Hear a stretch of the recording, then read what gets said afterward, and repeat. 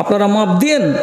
বাপ তুল্য লোক বসে আছেন আর আড়ালে মাও তুল্য লোক বসে আছে, কিন্তু হাদিসের তর্জমা আমি না বললে আমি রেহাই পাবো কি করে? নবী করিম সাল্লাল্লাহু আলাইহি সাল্লাম বলছেন, ইখরাজু মিন ফুরুজিল মুমিসাত, দুনিয়াতে যত রামণী মুসলিম হোক আর অমুসলিম হোক, খ্রিস্টান হোক আর জৈন হোক আর যে কোনো ধর্মের হোক না কেন, যত নারী বেশ্যা হয়ে কবরে যাবে, মরে আল্লাহ রাব্বুল আলামিনের জাহান্নামে যাবে, ওই সমস্ত বেশ্যা নারীগুলো আপনি মনে মনে বলবেন কয়টা বেশ্যা নারী আছে? মালদাতে হয়তো বেশ্যাদের মার্কেটে 30টা আছে, কলকাতাতে হয়তো ওই টাউনে 200 থেকে 250টা আছে। আল্লাহর কসম খেয়ে বলছি দাদারাই আমার, আমেরিকার, ইউরোপ আর ব্রিটেন এবং ফ্রান্সের মাটিতে ইমানদার মহিলা নেই, যতগুলো আছে সবই ওই কোয়ালিটির। যদি আপনি নেটকে খুলে দেন আর দেওয়ার পরে সমুদ্রের কোনো বীচকে দেখতে যান, যেগুলো সমুদ্রের বীচ মানে নদীর কিনারা, সমুদ্রের কিনারা বালুর চর, আপনি ভারতবর্ষেরটাকে দেখবেন তবুও, ইংল্যান্ডেরগুলো দেখবেন তবুও, ফ্রান্সেরগুলো দেখবেন তবুও, সমুদ্রের কিনারায় একটা দুটা নয়, হাজার হাজার লক্ষ লক্ষ ছেলে এবং মেয়ে উলঙ্গ হয়ে পড়ে আছে, তাদের ইজ্জতের কোনো ভ্যালু নাই। বেশ্যা কত আছে দুনিয়াতে গুনতে পারবেন আঙুলে? পারবেন না। লক্ষ লক্ষ কোটি কোটি বেশ্যা যারা মরে যাবে, নবীজি বলছেন ওই সমস্ত বেশ্যারা মহিলা জাহান্নামে জ্বলবে।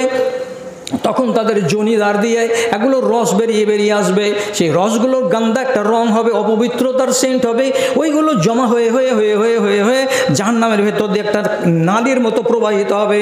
ওই নালীটার নাম হলো গৌতা নামের নহর। কত তার দুর্গন্ধ হবে! জাহান্নামীরা আল্লাহ তাআলার কাছে আরজি জানিয়ে বলবে, পরওয়ারদিগার, জাহান্নামের আগুন তো সহ্য করা যায় না, একে তো পিণ্ডা কালি হয়ে গেল, তার উপরে এই যে সেন্ট চলছে, এই নদীটার, এই নালাটার, এই পানিগুলোর সেন্ট সহ্য করা যায় না, তার মুখটাকে যদি ঘুরিয়ে দিয়ে জগন্নাথপুরের দিকে করে দিতেন তো বড্ড ভালো হতো। আল্লাহ রাব্বুল আলামিন বলবেন, মুখ ঘুরবে না রে, মুখকে অন্যদিকে বাঁকানো হবে না। জাহান্নামে যেখানে যেখানে তোরা আছিস সেখান দিয়ে আঁকা বাঁকা হয়ে এই নালীটাই ঘুরতে থাকবে, এবং ওই সমস্ত মালাউনগুলোকে এখান থেকেই গ্লাসে করে করে, বোতলে করে করে তাদেরকে পান করতে দেওয়া হবে, যে লোকগুলো দুনিয়াতে ওই বোতল ছাড়া বাঁচতে পারত না। যদি হাদিসটাকে সহি বলে মনে হয় আর এ কথাটা শুনে আপনার মনের ভেতরে যদি একটু সংকোচ বোধ হয়, তাহলে বাস্তবের সঙ্গে আপনাকে মিলাতে হবে। আপনি এখান থেকে উঠে আসবেন না আসবেন না, হ্যাঁ আপনার ব্যাপার। আমার কাজ হলো আপনার কাছে আপনার আল্লাহর কথাটাকে পৌঁছে দেওয়া। আমি শেষ প্রান্তে চলে এসেছি আর আপনাদের সময় নেব না। এক সাহাবী, তার নাম নুআইমান, তার নাম নুআইমান। লোকটা রাসূলুল্লাহকে কত ভালোবাসতো। বাজার থেকে একটা লোকের কাছ থেকে এতটি আঙ্গুর কিনে নিয়ে চলে এলো। কত দাম রে বাবা? 2 দিরহাম। ঠিক আছে, তোমাকে দিয়ে দেবো 2 দিরহাম, এখন দিয়ে দাও, বিকালবেলায় টাকা দেবো। ওই টাকাটি নিয়ে এসে, ওই আঙ্গুরটি নিয়ে এসে নবীজিকে দিয়ে বলেন, আল্লাহ পাক রাসূল, এটা আপনার জন্য নিয়েছি, আপনি এটা খেয়ে নেন। নবীজি মনে করেন যে এই লোকটা আমাকে হাদিয়ে দিল। আল্লাহ পাক রাসূল খেয়ে দিয়ে আনন্দ করে দোয়া দিয়ে বসে আছেন। 1 ঘন্টা পরে লোকটা এসে হাজির, এসে বলছে, এই আমার টাকাটা দাও। রাসূলুল্লাহ বলছেন, কিসের টাকা চাইছো? কিসের টাকাটা চাইছে? তো নুআইমান তখন হাসবার বলবে, এই আঙ্গুরের টাকা চাইছে। কেমন এটা আঙ্গুর খাওয়াইলা তুমি? বলছে, রাসূল কিনে নিয়েছে ওর কাছে। কয় টাকাতে? তো 2 দিরহামে। টাকা দাওনি? না দিইনি। তো আমাকে যে খাইয়ে দিলে, বাকিতে নিয়েছি আল্লাহ রসুল, এখন টাকা দিতে পারি না, আমার টাকা তো নাই। তো রসুল বলছে, কেউ টাকাটা দিয়ে দাও তুই। টাকাটা দিয়ে দিল। রসুল মুচকি মেরে হাসেন। তো এরকম কাজ কেন করলে? বলছে, আপনাকে ভালোবাসি, আপনাকে খাওয়াবো তো মনটা আমার ভরে যাবে, কিন্তু টাকা নাই পকেটে, তখন আমি এমনি করে এনে আপনাকে খাইয়ে দিলাম, আপনি উপায় করে দিলেন, আর আগে তো দোয়া আমি পেয়ে গেছি, আপনি আমাকে তো দোয়া দিয়েই দিয়েছেন। রাসূলুল্লাহ বলছেন, আরে এমন খ্যাপা এত আমাকে ভালোবাসে যে বাকিতে এনে আমাকে খাওয়াই আর আমার কাছ থেকে এই টাকা নেই। 1 দিন নয়, 2 দিন নয়, কত দিন।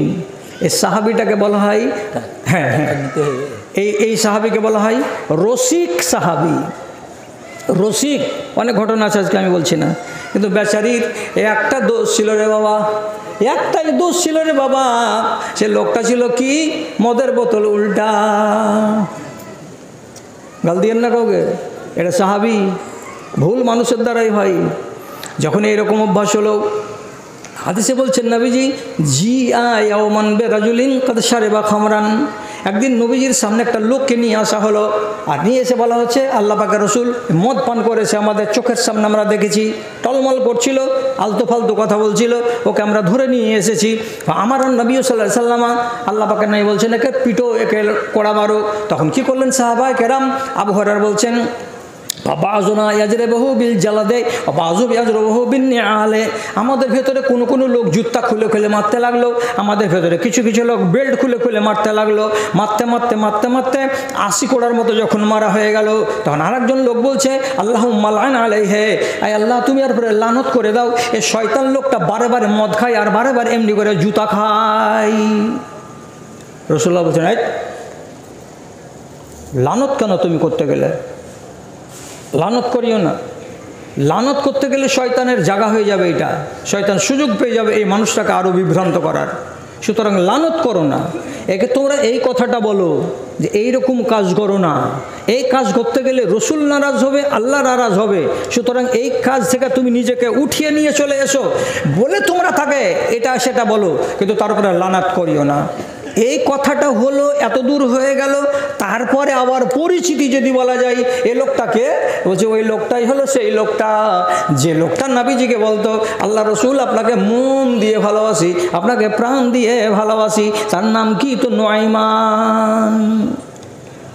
একেও তো রসুল্লাহ পিঠতে ছেড়ে দেননি, জুতার বাড়ি, চপ্পলের বাড়ি, ছড়ির বাড়ি বাড়ি মেরেছে সাহাবায়ে কেরামরা। তাহলে আপনি যদি বলেন বলে সাহেব হাদিসটা যদি ঝুঠা হয় তাহলে তো বেঁচে কেন আমরা? কিন্তু আমি আপনাকে গোড়াতে বলেছি, একটা জাল কথা আমি বলবো না। আর কোনো মায়ের লাল যদি বলে আর নেটে আমি যদি কমেন্টে দেখতে পাই তো ওকে একবার আঁচিলা বাঁশ করে দেবো, আগে পড়ো তারপরে দেখো, ভুল বলে থাকি আমি সংশোধন করে নেব। আর আমি ভুল কথা জেনে শুনে বলছি না, সহি কথাটাই বলছি। এই হাদিসকে আপনি জাল করতে পারবেন না, সুতরাং একে আপনি আস্থা প্রকাশ করুন, হাদিসটা সহি আছে। আর তারপরে যদি রসুলের হুকুমে জুতা চাপ্পাল পড়ে থাকে তাহলে আপনার উপরে কি পড়বে আপনি ফয়সালা করুন। যদি ওটাতেই 5600 কিলোমিটার রাস্তা অতিক্রম করে একটা প্লেন, তো এই অস্ট্রেলিয়ার মানুষটা যখন কবর থেকে উঠে দৌড়াবে কোথায় যেতে হবে? তো সিরিয়ার মাটিতে যেতে হবে। দয়া করে একটু চিন্তা করে বলুন তো কতক্ষণ দৌড়াতে হবে? ওহো রে, আহারে, আরে কি বলছি রে। সূরা কাফ বাংলাতে তর্জমা আছে কাউরি বাড়িতে?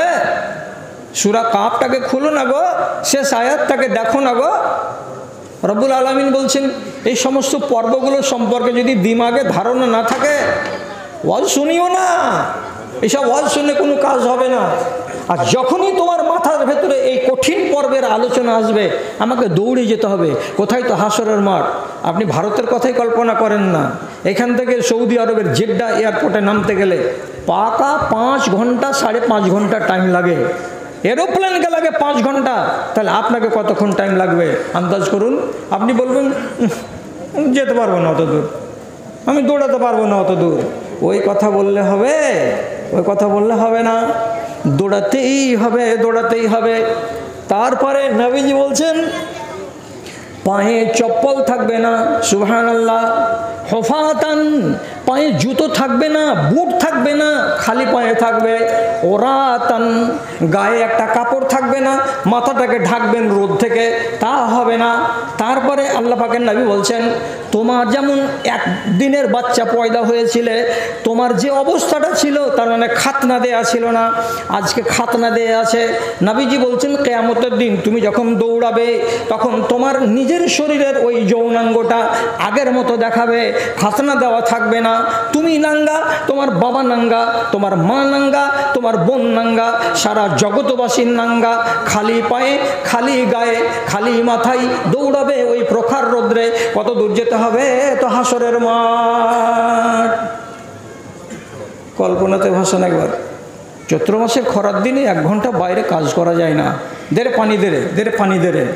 সেদিন আপনি কোথায় পানি পাবেন? চলে যাবেন। কোনটা? ও এই ইনি মতিউর রহমান।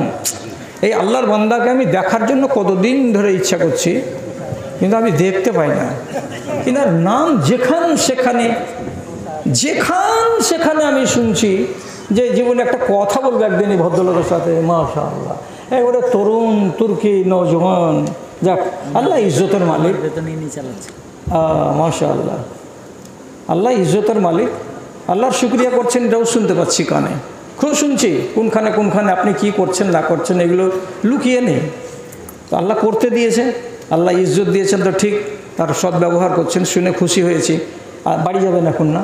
আচ্ছা, বেশ ভালো কথা, তো বাড়ি যান, তো কিছু বলে টলে যাবেন নাকি এর আগে? 10,000 টাকা 20 কুইন্টাল রড মসজিদে দেবেন। আলহামদুলিল্লাহ, 20 কুইন্টাল রড এবং 10,000 টাকা নগদে, মাশাআল্লাহ। আচ্ছা জি, ইনশাআল্লাহ ইনশাআল্লাহ। আল্লাহুম্মা আইয়িদহু বিল ইলমি ওয়াল হিলমি ওয়া যায়িনহু বিল ঈমানি ওয়াত তাকওয়া। আল্লাহুম্মা রফা দারাজাতাহুম ফিল ইল্লিয়িন। আল্লাহুম্মা আকসির মালাহু ওয়া ওয়ালাদাহু ওয়া বারিক লাহু ফীমা আতাইতাহু ওয়া জিদ ফি উমরিহি। আল্লাহুম্মা আইয়িদহু ফিল ইলমি ওয়াল হিলমি ওয়া যায়িনহু বিল ঈমানি ওয়াত তাকওয়া ওয়া লা তু'রিজ বিল ফিতানি ইয়া রাব্বাল আলামিন। বারাকাল্লাহু ফি হায়াতিকা ওয়া মালিকা ওয়া সিহহাতিকা। সুবহান রাব্বিকা রাব্বিল ইজ্জাতি আম্মা ইয়াসিফুন ওয়া সালামুন আলাল মুরসালিন ওয়ালহামদুলিল্লাহি রাব্বিল আলামিন। আমার দেশের মানুষ, যাক আমারও গর্ব হয় যে আমার এলাকায় একটা মানুষ এরকম আছে। ঠিক আছে, আল্লাহ আপনাকে সহি সালামতে রাখে। বাড়ি যাচ্ছেন তো যান। এবার আমার কথা আমি একটু আগে বাড়াই কোথায়? হ্যাঁ, বলছিলাম যে এই কঠিন পর্ব থেকে আপনি রেহাই পাবেন না, আমিও রেহাই পাবো না। এবার আপনাদের জানা আছে হাসরের ময়দানে একটা দিন হবে, এই একদিনেই হিসাব নিকাশ সম্পূর্ণ কমপ্লিট করবেন আল্লাহ তাআলা। দিনটা কত বড় হবে? কোনো একটা আম পাবলিক বলুন, কোনো মাওলানা বলবেন না। দিনটা কত বড় হবে? দিনটা কত বড় হবে? এই জগতের ঘড়ি ঘন্টা দিয়ে যদি হিসাব করেন 50,000 বছরের সমান একটা দিন হবে। জোরে বলুন সুবহানাল্লাহ। 50,000 বছরের সমান একটা দিন হবে। এবার বিচার শুরু হয়েছে, আল্লাহ তাআলার আদালতে ফয়সালা হচ্ছে। এবার কোনোগুলো লোক জান্নাতে যাচ্ছে, কোনোগুলো লোক জাহান্নামে যাচ্ছে। যার যেটা ফয়সালা তকদিরে আল্লাহ রাব্বুল আলামিন লিখেছেন, ওই ফয়সালাটা হচ্ছে। কেউ জান্নাতে যাচ্ছে, কেউ জাহান্নামে যাচ্ছে। এবার তালগাছির মানুষ একটু কল্পনা করুন, মাশাআল্লাহ, আলহামদুলিল্লাহ, একটু কল্পনা করুন আপনার লাইনটা পড়েছে কোথায়?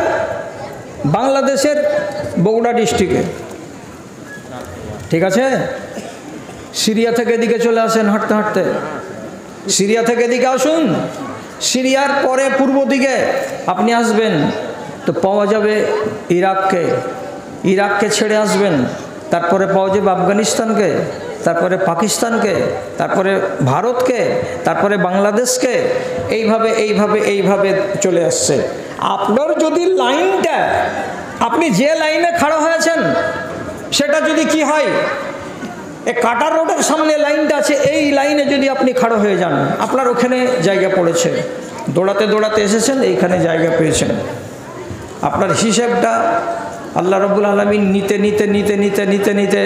একটা হিসাব করেন যে এই দুনিয়ার বয়সের বা এই দুনিয়ার ঘড়ি ঘন্টার হিসাব অনুযায়ী 300 বছর, 400 বছর, 500 বছর বা 2000 বছর কেটে গেল, এখনো আমার পালা আসেনি, আল্লাহ না করে যদি আমার পালাটা সব শেষ লাইনে পড়ে যায়, সব শেষ লাইনে, তাহলে আমাকে হাসরের মাঠে কতদিন দাঁড়িয়ে থাকতে হবে? অঙ্ক করেন। আরে পাটের ব্যবসা করবেন, বীজের ব্যবসা করবেন, তো আপনি এটা অঙ্ক করতে পারবেন না?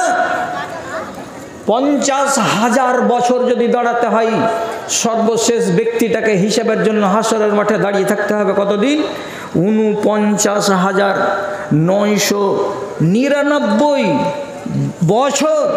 তারপরে আবার 999 হয়ে যাওয়ার পরে 999 মিনিট আবার গত হয়ে যে শেষের নাম্বারটা আসবে, তখন লোকটার হিসাব হবে। এতদিন দাঁড়িয়ে থাকতে হবে হাসরের মাঠে। আল্লাহু আকবার। অবস্থাটা কি হবে? আল্লাহ জি অবস্থাটা কি হবে আমার? কথা বুঝেন? রসুল একটা সাহাবী বশির বলে একটা লোক, ওর উট হারিয়ে গেছে। তো উট হারিয়ে যাওয়ার কারণে মুখটাকে ভারী করে বসে আছে, গমগিন হয়ে, চিন্তিত হয়ে। তখন নবীজি বলছেন এ বশির, কি হয়েছে তোমার? যে রসুল উট হারিয়ে গেছে, উট হারিয়ে গেছে, তার জন্য চিন্তিত। তখন নবীজি বলছেন এই হারিয়ে যাওয়া উটকে তুমি পেয়ে যাবা, হারিয়ে যাওয়া উটটাকে পেয়ে যাবা, কিন্তু এটা জবাব করো সেই দিন তোমার কি হবে? যেই দিন কিয়ামতের দিন হবে, যেই দিন হাসরের মাঠে তোমাকে আর আমাকে দাঁড়াতে হবে, সেই দিনের ব্যাপারে তুমি ভেবেছ? তোমার মাথা ভারী হয়েছে?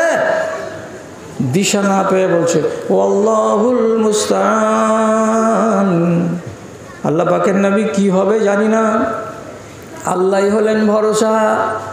তাড়াতাড়ি হিসাব হবে, রেহাই পেয়ে যাব না বছরের পর বছর হাসরের মাঠে দাঁড়িয়ে থাকতে হবে, কিছুই জানি না। আল্লাহ পাকের নবী সব কিছু জানেন আল্লাহ তাআলা। আবার সহিহ হাদিসে বর্ণনা পাওয়া যাচ্ছে, হাসরের মাঠে সব মানুষ জড়ো হয়ে যাওয়ার পর সূর্য থাকবে 1 মাইল দূরে, তাপ পড়বে আপনার আর আমার উপরে, মানুষেরা ঘামে ভিজবে, কোমর বরাবর কেউ, বুক বরাবর কেউ, গলা বরাবর কেউ, নাক বরাবর কেউ, আবার কেউ কেউ সাঁতরাবে কিসে? তো নিজের ঘামে। কত ঘাম ঝরবে কল্পনা করুন। তারপরে রাসূলুল্লাহ বলছেন লা ইয়াতি মিনাস সামায়ে নাবাউন লিসালাসমিয়াতি সানা, সব মানুষগুলো হাসরের ময়দানে জড়ো হয়ে যাবে, হিসাবের জন্য তাকাবে আসমানের দিকে। কখন হিসাব শুরু হবে আল্লাহজি, কখন হিসাব শুরু হবে মাওলা গো, এই কথাটা বলবে আর তাকাবে। কিন্তু আল্লাহ পাকে নিয়ে বলছেন 300 বছর আসমান থেকে কোনো জবাব আসবে না। আহা, কোনো জবাব আসবে না। আল্লাহ তাআলা নিচে নামবেন না, ফারিস্তারাও নিচে নামবে না, দাড়িপাল্লা কায়েম হবে হাসরের মাঠে। রব্বুল আলামিন দাড়িপাল্লাও নিয়ে আসবেন না। 300 বছর সব গুমসুম হয়ে পড়ে থাকবে। আর হাসরের ময়দানে লক্ষ লক্ষ কোটি কোটি মানুষ সবাই ত্রাহি ত্রাহি ত্রাহি ত্রাহি করবে। 300 বছর যদি খোঁজ খবর না আসে রে ভাই, আর এমন রোদে যদি আমাকে পড়তে হয়, কি হবে সেই দিন আমার দুর্দশা? এই কথাটা যদি মনের ভেতরে না জাগে, আপনার মনের ভেতরে যদি, আপনার ভেতরে যদি ভয় তৈরি করতে না পারে, তাহলে আপনি নিজেকে কেমন করে ইমানদার বানাবেন? এই জন্য আল্লাহ তাআলা বলছেন, যদি আল্লাহর ভয় দিলের ভেতরে থাকে এবং ভয়ানক পর্বগুলোকে যদি তোমার মনের ভেতরে ঠাঁই দিতে পারো, তাহলে ওয়াজ শুনো। আর এগুলো যদি পাত্তা দিতে না পারো, তাহলে ওয়াজ শুনিও না, ওয়াজ শুনে তোমার কোনো লাভ হবে না। আহা কি করেছি রে আল্লাহ রে। এখন আপনাকে বলি, ভয় আছে অন্তরে, তো ভয় যদি অন্তরে থাকে তো কাজের সাথে তো মিল থাকবে, মিল থাকাটা দরকার। মিল কেন নেই? কেন মিল নেই বুঝুন ভালো করে। আড়ালে মাখালারা কিছু সংখ্যক আছেন, আর সামনে আমার ভাইয়ের আপনারা আছেন। আপনাদেরকে খোলাখুলিভাবে বলছি যে নিশ্চয়ই আপনার মনের ভেতরে আতঙ্ক নেই। না হলে আমি একটা হাদিস বলি আর তার সাথে আপনি নিজেকে মিলান। কি কথা? রাসূলুল্লাহ বলছেন, আমাকে 2 ফেরেশতা হাত ধরে টানতে টানতে নিয়ে চলে গেল এমন এক জায়গায়। সেখানে গিয়ে দেখলাম কি দেখতে পেলাম? কিছু লোক লাহুম আজফারুন, তাদের নখ আছে বড় বড় আঙুলের মাথায়, মিন হাসিন, নখগুলো কিন্তু আমাদের এই নখের মতো নয়, যেমন কোনো ধাতব জিনিস দিয়ে তৈরি করা নখ, মানে কি পিতল দিয়ে তৈরি করা, কাঁসা দিয়ে তৈরি করা, তামা দিয়ে তৈরি করা চোখা চোখা নখগুলো লাগানো আছে তাদের 2 হাতের আঙুলে। আর এইগুলো দিয়ে তারা কি করছে? ইয়াখদুশুনা ওজুহাহুম ওয়া সুদুরাহুম, তারা ওইখানে সারাটা দিন এমনি করে করে নিজের চেহারাগুলোকে খুবলে দিচ্ছে, মাংসগুলোকে উপড়িয়ে ফেলে দিচ্ছে, বুকগুলোকে এমনি করে নুচে দিচ্ছে। তো এই যে তামার নখগুলো দিয়ে সব মাংসগুলোকে খুলে খুলে দিচ্ছে, সিনা জখমি জখমি হয়ে যাচ্ছে, গালগুলো সব মাংস খুবলে খুবলে দিচ্ছে, আবার ভালো হচ্ছে, আবার এই কাজ হচ্ছে, আবার ভালো হয়ে যাচ্ছে, আবার তাদের গালকে তারা নিজেরাই নুচে নুচে বরবাদ করে দিচ্ছে। আমি নবীজি জিজ্ঞেস করে বললাম, হে জিবরিল, এরা কারা, এসা কিসের জন্য এরকম শাস্তি দেওয়া হচ্ছে? তো হযরত জিবরিল বললেন, হাউলায়ে ইয়াকুলুনা আও ইয়ালআবুনা বিইরজিন নাসে, এই লোকগুলো হলো ওই লোকগুলো যারা তার মুসলমান ভাইয়ের ইজ্জত নিয়ে খেলা করে। কি কথা? এরা যারা তাদের মুসলমান ভাইদের ইজ্জত নিয়ে খেলা করে, আর মানে হলো কি, যারা গুজব করে বেড়ায়, যারা গিল্লা করে বেড়ায়, যারা মুসলমান ভাইয়ের সম্মান নষ্ট হবে কিসে, এ কথাটাকে বুঝে না, অনুভব করে না যে আমার কথার দ্বারাই যদি কোনো ভাইয়ের ইজ্জত নষ্ট হয় তো কাজ করব কেন, আমি গুজব কেন করতে যাব, আমি গিল্লা কেন করতে যাব, আমি একটা ভাইয়ের কু কথাগুলোকে কেন রটাতে যাব, আমি আমার একটা বোনের মন্দ কথা যদি জানি কথাটাকে আরেকজনের কাছে কেন নিয়ে যাব, এ কথাটা যদি আমার ওই বোনটা শুনতে পায় তো তার মনে কত কষ্ট হবে।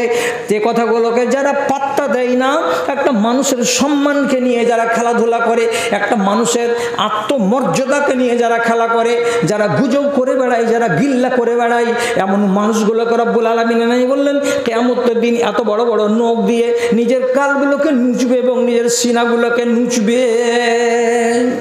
এখন আপনি বলুন, হাদিস তো শুনে নিলেন, হাদিস তো আড়ালে মা খালাটি শুনে নিল, ও ছাড়তে পারবে এই রোগ? আপনি ছাড়তে পারবেন এই রোগ? না, এ কাজ করবো না। যদি বলে যে না করব, তাহলে আপনি নিজের ফলটা নিজে তো পেয়ে গেলেন। কি করলেন আর কি পেলেন? আপনি কিয়ামতের দিন আল্লাহ তাআলার সামনে আপত্তি দাখিল করে বলবেন, আল্লাহ আমাকে এই শাস্তিতে তুমি ফেলেছো কেন? কেন ফেলেছো তুমি যে আমাকে এইভাবে সিনাকে নুচে নুচে খুবলে খুবলে ফেলতে হচ্ছে, আমার বুকের মাংসকে, আমাকে গালের মাংসকে খুবলে ফেলে দিতে হচ্ছে? তো তুমি আজকে তোমার মাংসকে খুবলে ফেলো কেন? যে দুনিয়াতে তুমি তোমার ভাইয়ের মাংসকে খুবলে খুবলে ফেলেছিলে। টিউবওয়েলের পাশে কলসি ভর্তি করতে করতে, নলের পাশে এসে পানি নিতে নিতে এক মায়ের আর এক মায়ের বেটির গুজব করা হয়ে যায়। খবরদার বলিও না বুবু, আমাকে নিষেধ করেছে। হয়ে গেল, জানা হয়ে গেল উমুকের বেটি উমুকের সাথে পালিয়ে গেছিল। আরে পালিয়ে গেছিল তো যারা পালিয়েছে তারা গুনাহগার, তুমি কেন আরেকজনকে জানাতে গেলে? এটা যে গুজব হয়ে গেল, উমুকের বেটা উমুকের বেটির সাথে ধরা পড়েছে, সে যে ধরা পড়েছে সে তো গুনাহগার। তুমি যে বলতে গেলে এই কথাটা যে ব্যক্তি ধরা পড়েছিল সে ব্যক্তি যদি শুনে তো তাকে কি ভালো লাগবে? ভালো লাগবে না। তাহলে একজন মুসলমানের গুজব করা, একজন মানুষের কুৎসা বয়ান করা কত সাংঘাতিক কথা, যে কিয়ামতের দিন তুমি নিজের এটাকে নুচবে, তুমি এটাকে নিজের নুচবে। তাহলে যদি বলে যে হ্যাঁ রাজি আছি, আপনি কাজ চালান, আপনি আমাকে বেয়াদবি আমার মাফ করে দিবেন। কি বলে? আপনাদের তালগাছি গ্রামে অনেক দোকান আছে এবং আমাদের এলাকাতেও দোকান আছে। একটা কথা মাথায় রাখবেন, রাসূলুল্লাহ হাদিসে অনেকগুলো আলামত বলেছেন কিয়ামতের, তার ভিতরে একটা আলামত হলো এই, যখন দেখতে পাবে যে বাজারের সংখ্যা বেড়ে গেল। কি বললাম? যখন দেখবে বাজারের সংখ্যা বেড়ে গেছে তখন জেনে নিতে হবে কিয়ামত কাছে চলে এসেছে। আপনি নিজে বলুন, 20 বছর আগে, 20 বছর আগে এই জুমা মসজিদের আগে যখন এই কবরস্থান ছিল 4-5টা কবর, সেই যুগে আপনি চলে যান, মনে হচ্ছে যে তালগাছি গ্রামের এই জায়গাটাতে একটা চায়ের দোকান ছিল না, ছিল না। কত বড় দোকান! এখান থেকে দক্ষিণে যান, রিয়াজউদ্দিনের বাড়ির কাছে, তার আগে দেখেন তার বাড়ির দক্ষিণ দিকে কতটি দোকান। এখান থেকে একটু আগে চলে যাবেন, আপনারা এ দেশের লোক বলে বলছি, দেবনে 2টা চায়ের দোকানদার ছিল, সেখানেও তো চামচিকাতে কোনোদিন হাওয়া ছাড়তে আসতো না, এইরকম একটা বিরান জায়গা। এখন এলাঙ্গি ঘাটে বাজার, ওখান থেকে আর একটু চলে যান, 1 কিলোমিটারও জুটবে না, শাকের মোড়ে ধুমধাম বাজার। ওখান থেকে চলে যান ধানগাড়া, 1 কিলোমিটার ধুমধাম বাজার। ওখান থেকে আপনি রনঘাটার এলাঙ্গির তীরমোহনীতে চলে যান, ওখানে রমরমা বাজার। রনঘাটের পূর্ব মাথায় চলে যান, রমরমা বাজার। তাহলে বাজার কত হলো? কিসের লক্ষণ? কিয়ামতের লক্ষণ। কেন? বাজারে বসা লোক ভালো মানুষ হবে না। রাগ করিয়েন না, রাগ করিয়েন না। তাহলে আমি যে বাজারে বাস করি, আপনি বলবেন তুমি বাজারে কেন আসছো, বিশনপুর কেন চলে আসো না? বাজারে থাকা অন্যায় নয়, কিন্তু নিজেকে বাঁচাতে পারলে আপনি পারবেন না বাঁচাতে। কেমন করে বলছি বাঁচাতে পারবেন না? আপনি গেলেন একটা চা খেতে কত টাইম লাগে? 10 থেকে 15 মিনিট লাগে। আপনি গেছেন মাগরিবের পরে ইফতার করে, বাড়ি ফিরে আসছেন তো তারাবির নামাজ শেষ হয়েছে, তখন এতক্ষণ ধরে ওখানে যে বসেছিলেন চায়ের দোকানে, মুখটা সেলাই করা ছিল না মুখ চলছিল? কি চলছিল? এবার তৃণমূলকে তুস তুস করে ছাড়বো, তাই তো? আরেকজন বলছে না এবার দেখিস কংগ্রেসের কেমন বলবালা হবে। আরেকজন আরেক কথা বললো, আরেকজন আরেক কথা বললো, বলতে বলতে কিছু ইজ্জতের কথা হলো, কিছু বেইজ্জতের কথা হলো। আল্লাহর কসম খেয়ে বলছি, আল্লাহ রাব্বুল আলামিন কোরআন মাজিদের ভেতরে বলেছেন একগুলো লোক জাহান্নামে যাবে, আর জাহান্নামে যাওয়ার কারণ তাদের কাছে জিজ্ঞেস করা হবে জাহান্নামে পুরা অবস্থাতে, এই তোমরা মার্ডার কেসের আসামি জাহান্নামে কেন এসেছো? ওরা 3টা কথা বলবে, 3টা। তার ভেতরে একটা জবাব হলো কি, আমরা জাহান্নামে কেন এসেছি? তারা বলছে কুন্না নাখুযু মাল খায়েজিন, আমরা জাহান্নামে এসেছি তার একটি মাত্র 3টি কারণের ভেতরে একটি কারণ হলো এই যে আমরা বসে বসে দোকানপাটে গপস্টিং করতাম, বসে বসে বসে বসে শুধু এক ভাই আর এক ভাইয়ের আমরা মাংস খেতাম। মাংস মানে কি, কোনো একটা ভাইয়ের যদি গিল্লা করা যায় তো মরা ভাইয়ের মাংস খাওয়া যেমন, জীবিত ভাইয়ের তার গিল্লা করা হলো তেমন। চায়ের দোকানে বসে বসে গুজব করেছি, কুৎসা বয়ান করেছি, আর এ করতে করতে করতে করতে 1 ঘন্টা সময় কেটেছে। এটা হলো সাংঘাতিক জায়গা। তার জন্য তারা জবাব দিয়ে বলবে কিয়ামতের দিন আল্লাহ তাআলাকে, পরওয়ারদিগার আলাম, দোকানে বসে বসে আমরা শুধু ভদর ভদর করেছি আর গুজব করে করে সময় কেটেছে, আর এই জিনিসটা আমাদের অশুভ পরিণাম ডেকে এনেছে, আমরা তার জন্য জাহান্নামী হয়েছি। ছাড়বে কেউ? আরে তোমার ওয়াজ শুনতে বলেছে, কিন্তু কাল সকাল থেকে যদি তুমি আমাদেরকে তওবা করো, না এটা কাজ করতে পারবো না আমরা। পারবে না? না পারবে না। না যদি পারবে তাহলে ওয়াজ কেন শুনতে আসো? ওয়াজ শুনে তো লাভ নেই, আরও লোকসান হয়ে গেল। হ্যাঁ, আমি বলি, আর আমি বলি বলতে কি, রাসূলুল্লাহর কথাগুলোকে আমার মুখ দিয়ে আমি বলি। এইখানে এমনও ছেলে পেলে আছে, কান খুলে শোনো, থামতে পারলে ভালো কথা, না থামতে পারলে আমার করার কিছু নেই। জানো একটা হাদিস, একটা নওজোয়ান ছেলে রাসূলুল্লাহর কাছে আসলো, আসার পরে বলছে আল্লাহ পাকের রাসূল, যে দোকা লে ওবায়কা আলাল হিজরাতে, আমি আপনার কাছে এসেছি আপনার সঙ্গে হিজরত করে মদিনা যাব, তার জন্য হিজরত করে চলে যাব দ্বীনের স্বার্থে, তার জন্য। আর ও আবায়াব কে আনে, আমি যখন বাড়ি থেকে চলে আসছিলাম তখন আমার মা পা ধরে ধরে কাঁদতে লাগলো, বেটা তুই একটাই ছেলে, আমার যাস না। আমার বাপ কত হাত ধরে ধরে বললো, বাজিরে বুড়া মানুষকে ছেড়ে তুই যাস না, তোকে অনুরোধ করে বলছি তুই আমাদেরকে ছেড়ে যাস না। মা আর বাবা লুটালুটি করে কাঁদছে আর বলছে যাস না বাজি, যাবি না বাজি, যাস না রে যাস না, তোকে অনুরোধ করে বলছি, পিতা আর মাতা অনুনয় বিনয় করে বলছি যাবি না আমাদেরকে ফেলে দিয়ে। আল্লাহ পাকের রাসূল আমার বাপ মা হাও মাও করে কাঁদতেই থাকলো, আমি তাদেরকে ফেলে দিয়ে চলে এসেছি আপনার কাছে, বয়াত করব এবং আপনার সাথে হিজরত করে চলে যাব। বড় কাজ। হ্যাঁ, মা বাবা কাঁদলো, আর কি বলছে, আপনার সাথে হিজরত করে নেক কাজের জন্য মদিনা চলে যাব, কিংবা যুদ্ধের ময়দানে চলে যাব। রাসূলুল্লাহ কি বললেন, এর যে এলাইহিমা ও আজহেকহুমা, তুমি এখানে থাকিও না, এখান থেকে ফিরে যাও, বাড়ি চলে যাও। যেমন করে তুমি তোমার মা বাবাকে বেলা 10টার সময় কাঁদিয়ে কাঁদিয়ে বিদায় করে এসেছিলে, ওই রকমই এখান থেকে ফিরে যাও। যাওয়ার পরে মা আর বাবার সামনে গিয়ে বলে দাও কথাটা যে মা তোমাদের ছেড়ে যাব না, যাতে তাদের মুখে হাসি ফুটে যায়। যতক্ষণ পর্যন্ত মা আর বাবার মুখে হাসি ফুটাতে পারবে না, যেই মুখ দিয়ে তারা দুজন হাউমাউ করে কেঁদেছিল, যেই চোখ দিয়ে তারা পানি ঝরিয়েছিল, ওই মুখে যদি হাসি ফুটাতে না পারো তোমার কল্যাণ হবে না রে বাবা। কিসের হিজরত? কিসের হিজরত করতে আসছো? না না না, হবে না, যাও ফিরে যাও। চলে গেল বাড়ি ফিরে। মা বাবাকে রাজি করা আগে কর্তব্য। এখন যদি হাদিসটা আপনি শুনেন, শোনার পরে আপনি বলেন মৌলভী সাহেব অতখানি মনে হয় শক্ত ঈমান নেই। যদি এতখানি শক্ত ঈমান না থাকে তাহলে এইটুকু তো ঈমান থাকবে। 65 বছরের মা আর 70 বছরের বাবা, দুটাই বৃদ্ধ আর বৃদ্ধা। এরা আপনি বলুন, ফয়সালা করে আপনাকে বলতে হবে কথাটা। কি কথা? 70 বছরের বুড়ি মেয়ে ছেলে চুলাতে জাল দিতে পারবে? তরকারিকে হাঁড়ি থেকে নামিয়ে ওতে তেল দিয়ে পেঁয়াজ কেটে ফোড়ন দিতে পারবে?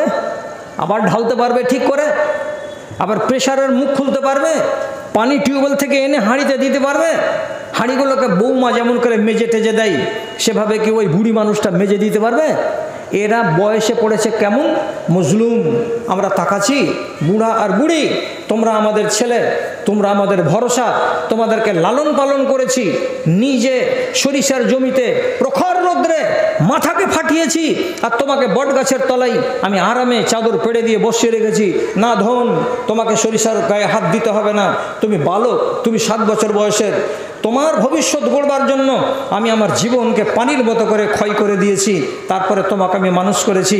কিসের আশাই বৃদ্ধ বয়সে তোমার কাছ থেকে আমি একটু সেবা পাবো? আজ যদি তালগাছি গ্রামে এমন কোনো যুবক থাকে যার মা আর বাবা বৃদ্ধ বয়সে আলাদা, যাকে আমরা বলি জুদা, যদি জুদা থাকে, বৃদ্ধ বয়সের মা বাবা যদি জুদা থাকে, আল্লাহর কসম দিয়ে বলছি, আল্লাহর কসম দিয়ে বলছি, তোমার নমাজ রোজা হজ জাকাত করে কোনো কাজ দেবে না, কোনো কাজ দেবে না, কোনো কাজ দেবে না।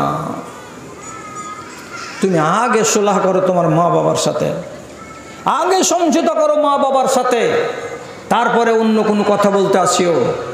কি এইগুলো অন্যায় আমার দেশের লোক করছে, এগুলো করার পরেও তারা নিজেদেরকে বলছে তো জুমা পড়তে এসেছি আমি মুসলমান, এই তো আমি জালসা শুনতে এসেছি আমি মুসলমান, এই তো আমি চাঁদা দিলাম ইফতার পার্টিতে আর দিয়ে আমি শরিক হয়েছি, এই তো আমি মুসলমান।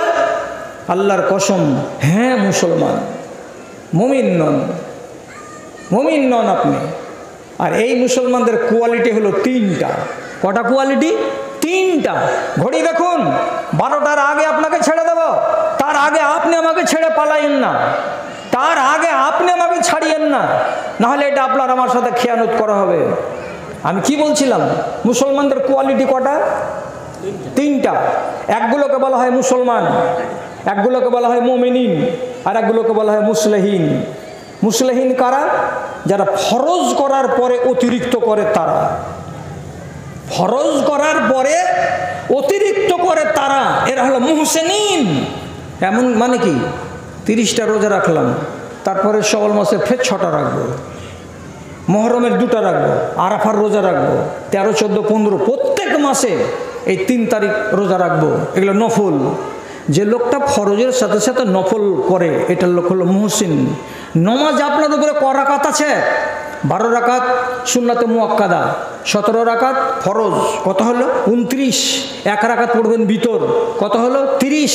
30টা রাকাত আমাদের জন্য অন্ততপক্ষে এইটি আমরা পড়ি। একটা লোক আছে রাতের বেলায় 8, 3, 11 তাহাজ্জুদের নামাজ পড়ে অতিরিক্ত। একটা লোক আছে সকাল 8টা 9টার সময় 4 রাকাত চাশতার নামাজ পড়ে, এমনও লোক আছে।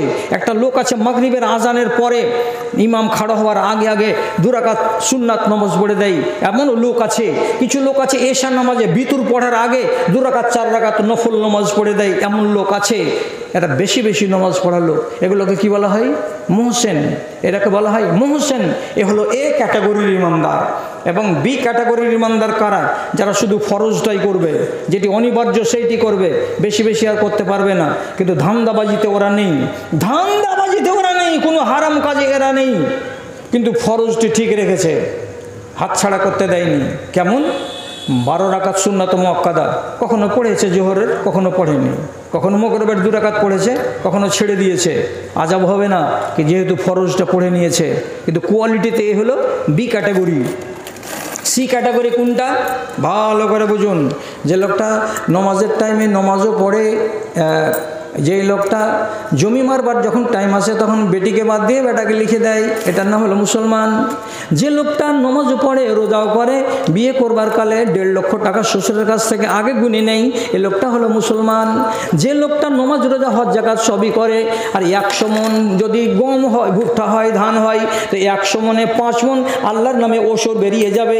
লোকটা বলে 1 মন দিব, বাপের জমিদারি নাই যে সবটি ধান পুড়িয়ে দেব। যে লোকগুলো আল্লাহর কানুনকে মানে না, ফাঁকি দিয়া কি করে 1 থেকে 1.5 মন দিয়ে দিল, আর সবটিকে হজম করে নিজের ঘরের ভেতরে ভরে নিল, এই লোকটা মুমিন নয়, এই লোকটা হলো মুসলমান। মুমিন এবং মুহসিন এ দুজন লোক তারা যাবে বিনা হিসাবে জান্নাতে, আর যারা মুসলমান হয়ে মরবে তাকে হিসাব দিয়ে যেতে হবে জান্নাতে। তকদির ভালো থাকে, পাপকে যদি নেকি ঢাকতে পারে তো যাবে তুমি জান্নাতে, আর তোমার পাপকে যদি তোমার নেকি ঢাকতে না পারে তাহলে তোমাকে আগে যেতে হবে জাহান্নামে। এই জন্য যারা মুসলমান হয়ে মরবে তাদের গ্যারেন্টি নাই যে ওরা মরার পরে জান্নাত পাবে। বুঝাতে পারলাম কি পারলাম না? কত লোক আমার সামনে আছে বলছে বাবা মাকে এই বয়সে একটা করতে পারবো না। আমি নাম নিচ্ছি না, আমি নাম নিব না। আমি যে বাজারে বাস করি সেই বাজারেই এমন লোক আছে যে লোকটা নিজের ছেলেদেরকে মানুষ করার জন্য কি করে দেয়নি, কি করে দেয়নি, সব করে দিয়েছে। আজ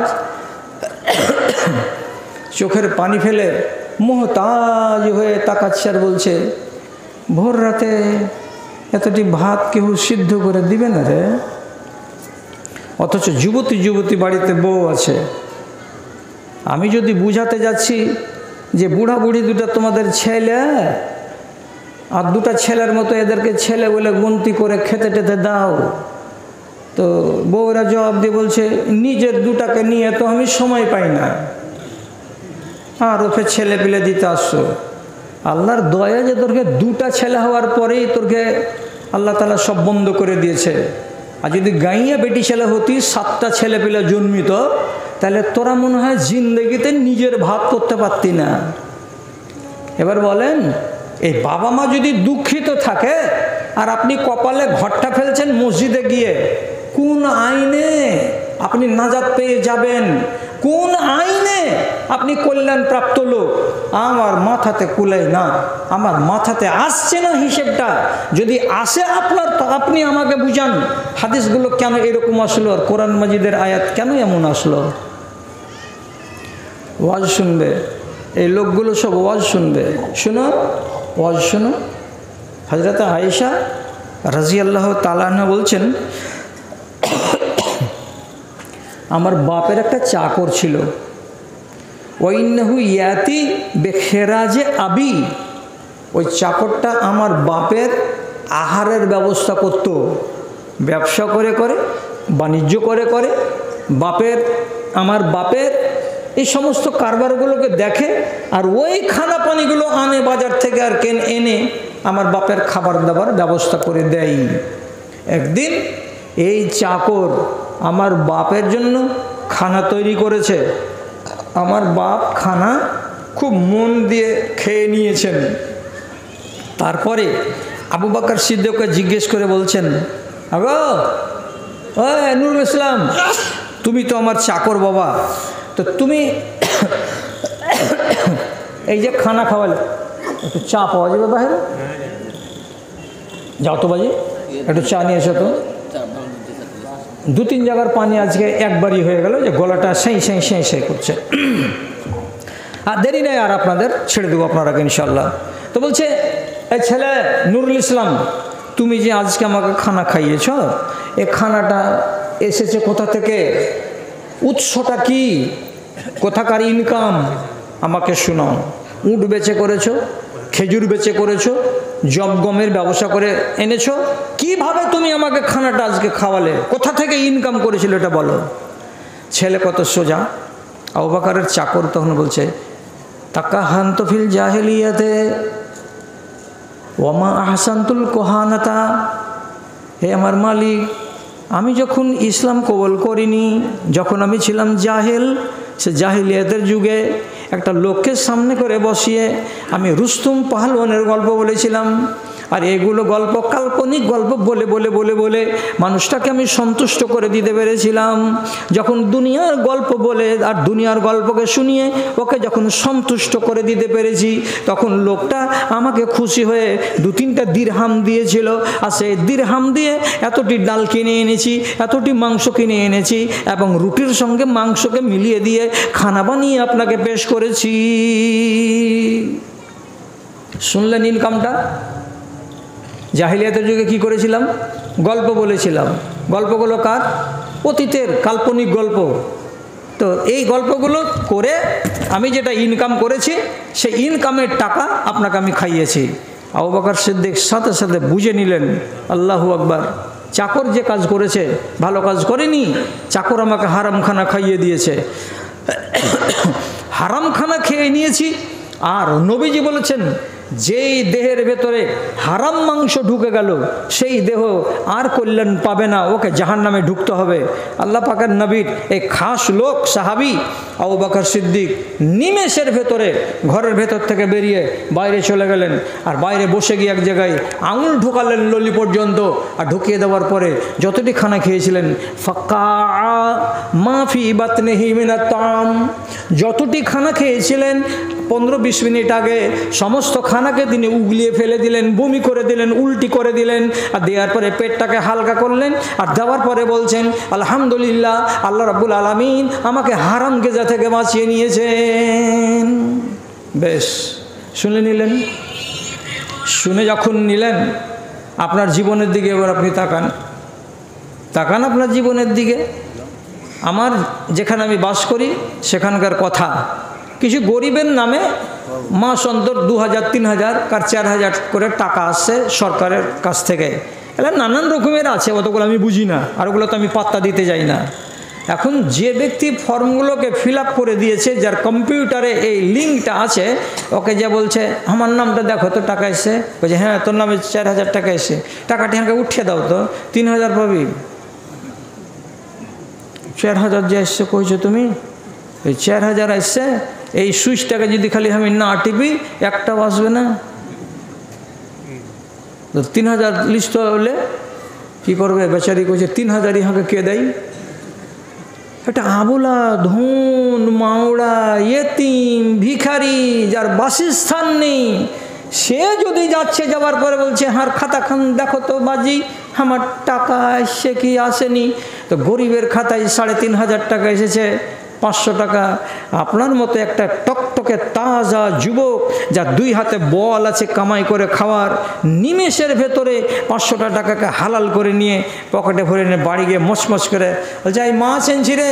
কিসের এনেছে? তো রিঠার মাছ এনেছি, একটা বড় মাছ পেলাম, খুব স্বাদের মাছ, ওগুলো হলো 600 টাকা করে কিলো, ভালো করে রান্না কর, খেয়েলে ভালো করে, শরীরটাকে ভালো করে তাজা কর, চর্বি ছুটাইতে হবে একদিন। এই চর্বি রব্বুল আলামিন রাখবে না। কেন রাখবে না? তোকে যদি হায়া থাকে, তোকে যদি লাজ থাকে, তোকে যদি শরম থাকে, তাহলে পরে আবু বকরের জীবনীটাকে একবার পড়ে দেখ, আর আবু বকরের কর্মটাকে একবার লক্ষ্য করে দেখ, যে চাকর খাইয়ে দিয়েছিল, গল্প বলা, কাহিনী বলা টাকার খানা তিনি মুখে হাত ভরে ললি থেকে বের করে ফেলে দিয়েছিলেন। তুমি কি করে খাচ্ছ এখানে বসে বসে, শুধু কম্পিউটারের সুইচটাকে টিপে দিয়ে? এতগুলো যে হারাম তুমি গিলেই চলে যাচ্ছ, গিলেই চলে যাচ্ছ, কিয়ামতের দিন তোমার কি দুর্দশাটা হবে ভেবেছো একবার? যদি কেঁপে না ওঠে মন, ওর শুনিও না, ওর শুনে কোনো কাজ দেবে না। আর যদি বলো যে না কথাগুলো বলো মৌলী সাহেব, নিজেকে যদি শুধরাতে পারি তাহলে আলহামদুলিল্লাহ। হ্যাঁ শুধরান, শুধরাবার জন্য আপনাকে এখানে এসেছি, আর না হলে রমজান মাসে এত কষ্ট করে এত দূর কেউ আসে না। ভালো করে বুঝবেন, ভালো করে বুঝবেন, আপনার টাইম নিব না আমি, যে কথা আছে সে কথার উপরে আমি আছি। আল্লাহর ওয়াস্তে আর কয়েকটা মিনিট বসুন। বেয়াদবি মাপ, আপনারা একটু মনে কিছু করিয়েন না, না না দিতে হবে। হ্যাঁ একটাই টানার টাইম নেই তো, তুমি আর একটা দিছ। হ্যাঁ বলি শুনেন, ভালো করে শুনেন। হযরতে উমর রাদিয়াল্লাহু তাআলা আনহু তিনি একদিন পিপাসিত হলেন। যখন পিপাসিত হলেন তো পাশের লোকটাকে বলছে, রে আমাকে একটু পানিও দেও না রে, একটু পানি যদি দিতে তো পানি পান করতাম।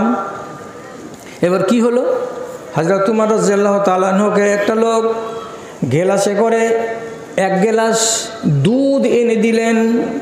দুধটাকে মন ভরে তিনি পান করে নিলেন। দুধটা পান করার পরে বড্ড তৃপ্তি পেলেন, আর তৃপ্তি পাওয়ার পরে বলছেন, মা আজাবা হাজা, এটা কত মিষ্টি গো, এটা কত সুন্দর টেস্ট গো, দুধটা গরম নয়, হালকা হালকা ঠান্ডা, কত খেতে ভালো লাগলো। মিন আইনা যে তাহাজা, এই লোক তোমাকে আমাকে জিজ্ঞেস করে বলি কার উটের দুধ এটা, আর একদিন খাবো, কোথা থেকে এনেছিলে, আমাকে উটের খোঁজ দাও, এই উটের মালিকটাকে তার বাড়ি থেকে যদি দরকার পড়ে আর একদিন আমি মাঙিয়ে খাবো। এ কথাটা নবীজি, এ কথাটা হযরত উমর বললেন। তখন লোকটা বলছে, এ খলিফাতুল মুসলিমিন, এখান থেকে 3 কিলোমিটার দূরে একটা জায়গা আছে, সেখানে সাদকার উটগুলো জমা আছে। কিসের উট? কিসের উট? সাদকার উটগুলো জমা আছে। ওই উটগুলোর কাছে আমি বেড়াতে গেলাম। সেখানকার মালিকেরা, চাকরেরা একদিন তাকে হাঁকাতে হাঁকাতে এমন একটা জায়গায় নিয়ে গেল যেখানে পানি পাওয়া যায়। পানি পান করার পরে উটগুলো বাইরে ছিল, তখন তার দুধকে দহন করা হলো। আমি তখন করলাম কি, আমার বাসনটাকে বাড়িয়ে দিলাম তার দিকে, ওরা তখন একটু আমার বাসনেও দিয়ে দিল। আমি ওই দুধগুলোকে নিয়েছি, আমি নিজে পান করেছি, আর করার পরে কিছুটা বেঁচেছিল। আপনি যখন পান করতে চাইলেন, তৃষ্ণা পেয়েছেন বলে, তখন আমি আপনাকে ওই দুধগুলো দিয়ে দিলাম যে আপনিও পান করেন, আপনিও তৃপ্ত হন। হযরত উমর বলছেন, মেরেছে গা। কোথাকার উট এগুলো? সাদাকার। কোথায় ছিল ওগুলো? এখান থেকে 3 কিলোমিটার দূরে। সাদাকার উটের দুধ তুমি পেয়েছো ভাগে, তোমার জন্য খাওয়া জায়েজ হতে পারে, কিন্তু উমরের জন্য সাদকার উট খাওয়া জায়েজ নয়। অতএব এই উটের যখন তুমি দুধ আমাকে খাইয়ে দিয়েছো, এই দুধ আমি পেটের ভেতরে রাখবো না। এবার ভিতরে হাত ভরে দিলেন, আর দেওয়ার পরে যতটুকু দুধ পান করেছিলেন সমস্ত উগলিয়ে বাইরে ফেলে দিলেন। দেওয়ার পরে বলছেন, সুবহানাল্লাহ, একটু দেরি হয়ে যেতে গেলে আমি নিজেকে বাঁচাতে পারতাম না, তোমার কারণে আমার ঈমানটা ছেদ হয়ে যেত, বরবাদ হয়ে যেত। আল্লাহ রাব্বুল আলামিন আমার উপরে দয়া করলেন, রাইট টাইমে জানতে পারলাম, দুধটাকে উগলে ফেলে দিলাম, আমি হারাম থেকে বেঁচে গেলাম। যদি উমরের চরিত্র আপনাকে ভালো লাগে, যদি উমরের এই চরিত্রটা, হযরত আবু বকর সিদ্দিকের ওই চরিত্রটা আপনি বলেন যে এটাকে ধারণ করার মতো, তাহলে পরে আপনি নিজেদের ভেতরে একটু আশঙ্কা, একটু শঙ্কা, একটু ভয়, এইটুকু মগজের ভেতরে তৈরি করুন। দুধটা তো বস্তু হালাল, কিন্তু কারণবশত হারাম হলো। কি কারণ? সাদকা উনার জন্য জায়েজ নয়। আবার আবু বকর সিদ্দিক যে খানাটা খেয়েছিলেন, রুটি আর তরকারি, সে বস্তু হালাল, কিন্তু কারণবশত এটা হারাম হয়েছিল।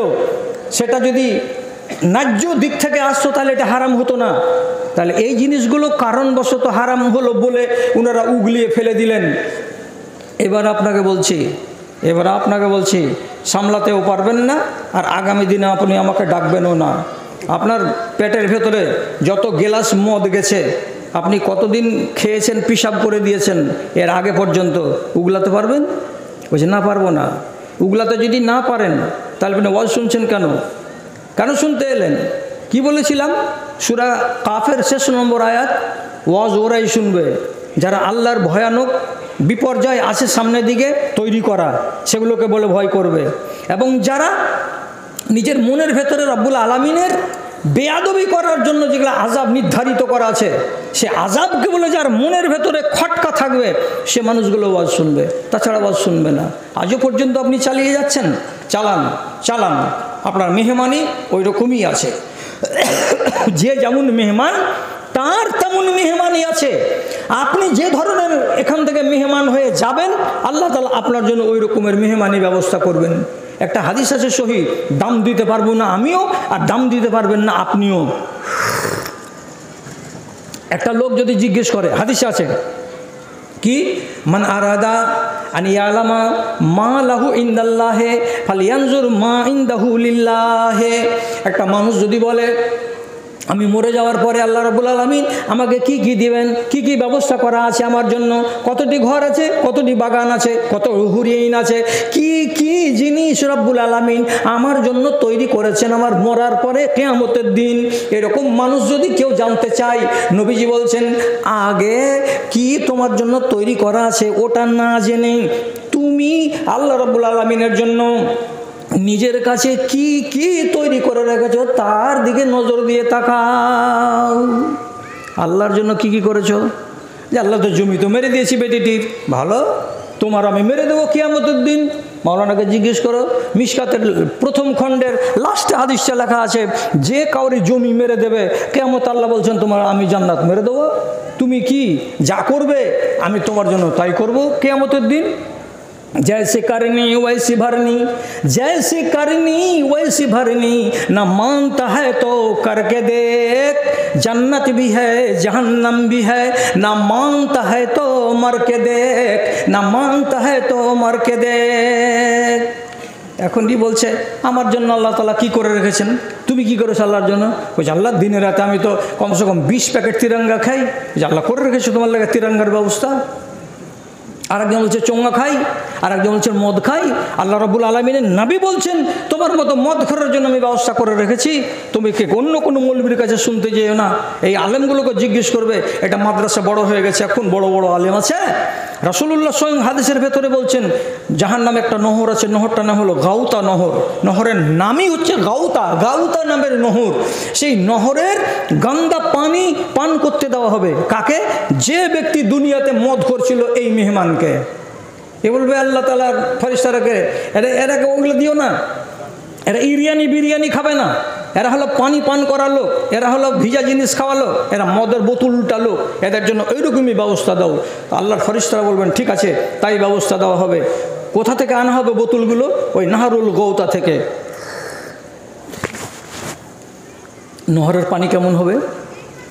হিন্দু ধর্মের কিতাবে লেখা আছে গঙ্গা এসেছে কোথা থেকে? তা গঙ্গোত্রী থেকে, তার মানে হিমালয়ের চূড়া থেকে। এই জন্য ওর পানি পাক, তা পাক আর না পাক ওগুলো তো আমি চাই না। তো জাহান্নামের গুতা নহর কোথা থেকে এলো?